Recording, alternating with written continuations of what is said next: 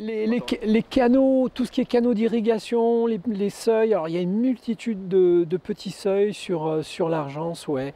On en trouve beaucoup sur la Lissole, sur le Caramy, on en trouvait aussi beaucoup sur le Coran. Alors il y en a pas mal qui sont en train de se dégrader tranquillement parce qu'ils ne sont plus beaucoup utilisés. Et il y a quelques canaux qui perdurent et qui sont utilisés par des associations syndicales autorisées justement. Euh, mais leur histoire, bah, c'est, je crois qu'on prélevait l'eau pour faire tourner un moulin qui permettait de broyer les olives et de faire de l'huile d'olive, de broyer des céréales. On utilisait l'eau pour faire du maraîchage à proximité. Et voilà, et il y avait une multitude de canaux. Et c'est vrai sur l'Issole, on en trouve quelques-uns sur l'Argence. Et certains seuils sont vraiment très vieux. Certains datent de l'époque médiévale, comme le seuil de Vins sur Caramy, par exemple. Voilà, des ouvrages qui sont vraiment superbes, mais très vieux. Sur le canal, quand j'étais jeune, je gardais les chèvres sur le canal, les chèvres de mon père. Oui, j'allais faire manger les chèvres sur le canal, aller manger de l'herbe, des branches, enfin tout ça. Et après, au fil des années, à un moment donné, je suis rentré pour entretenir le canal. Je me suis embauché au canal et j'y suis resté 26 ans. Ouais, le canal de Sainte-Croix a été construit à peu près il y a 160 ans, justement pour donner à la population du département à manger parce que la population était pauvre et donc pour nourrir les chevaux, pour nourrir, faire des jardins, etc.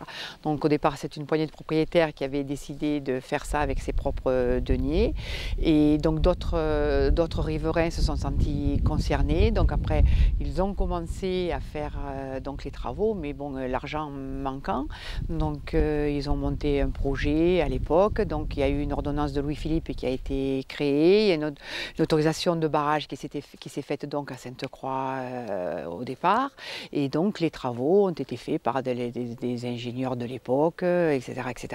Et donc le canal a été construit sur environ 10 années. Je suis né, je vous ai dit tout à l'heure, à peu près à 20 mètres du canal. Je suis resté assez longtemps au bord du canal avant de changer d'endroit, d'aller un peu plus loin, mais on a toujours resté en contact, soit avec le canal, soit avec la rivière. Vous voyez, ce sont le canal, bon, il servait pour irriguer les terrains, la rivière, bon, ben, ça servait pour alimenter le canal, et voilà quoi. C'est un truc qui fait partie de ma vie, La construction des immeubles, autrement dit comme là l'aqueduc de Saint-Pierre, etc., était faite avec les pierres qui se trouvaient dans les quartiers. Donc celles-là viennent du quartier des Girards, les autres viennent de chaque quartier de manière à éviter les frais de transport de matériel. Et donc et ça avait nourri aussi pas mal de petits métiers comme les tailleurs de pierre, les gens qui avaient des bestiaux pour transporter le matériel, etc. Donc ça avait fait un essor de la base vallée d'Argent assez important sur plusieurs années puisque ça a duré 10 ans. Prenez le plus gros canal du département, il fait 32 km de long, on est une association, une ASA qui a été une ASL avant, etc. Donc maintenant on est une ASA, association syndicale autorisée. Non, maintenant le canal au contraire c'est beaucoup mécanisé au niveau de l'entretien du canal. Mais le résultat n'est plus le même comme manuellement. On ne peut pas... Parce que moi je dis toujours que le jour que la main de l'homme abandonne le canal est cuit. Le canal il va en se dégradant. Et ça, parce que le canal a été construit pour un entretien manuel. Il n'est pas fait pour l'entretien mécanique. Il y aura des endroits où on pourra y aller avec une machine, mais pas en totalité. Et une fois par an, il est mis à sec, à peu près au mois d'avril, pour un curage total. Et là, on fait appel aux riverains, etc. Et c'est de plus en plus compliqué parce que c'est un travail qui est titanesque, je dirais, et difficile et laborieux parce qu'il est majoritairement en terre. Donc des boues s'accumulent davantage parce que les niveaux, au fil des ans, c'est un vieux monsieur. Hein. Donc au fil des ans, il a perdu, certains endroits ont perdu des niveaux ou des curages qui ont été faits plus ou moins bien ou pas faits du tout. Donc on essaye de remettre tout ça sur pied, mais c'est compliqué, quoi, voilà. C'était mon travail était de couper l'herbe qui poussait sur la banquette du canal, couper des branches, surveiller qu'il n'y ait pas des arbres qui tombent dans le canal, enfin entretenir et surveiller en même temps le cours de l'eau du canal. Ben, les changements qu'il y a, il y en a pas mal.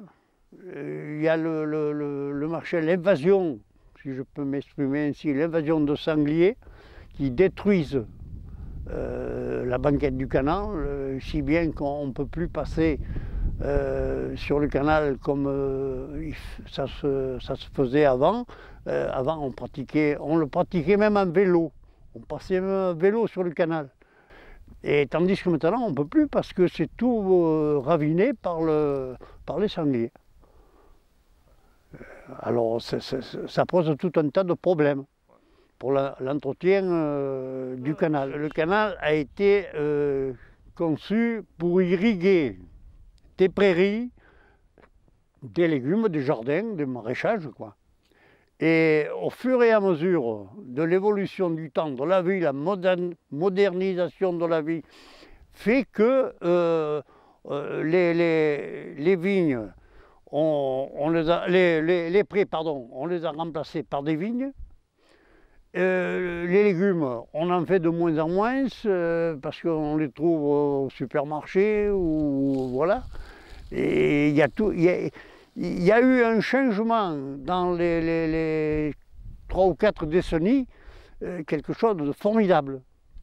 Et ça, bon, ben, c'est dû à l'évolution du temps, c'est dû à l'évolution de la vie. Voilà, il y a beaucoup de pratiques manuelles qui se sont perdues.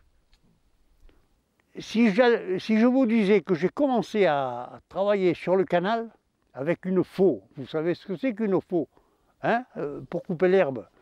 Eh bien, je l'ai fait pendant les 4 premières années que je travaillais sur le canal, je coupais l'herbe sur les 32 km avec la faux.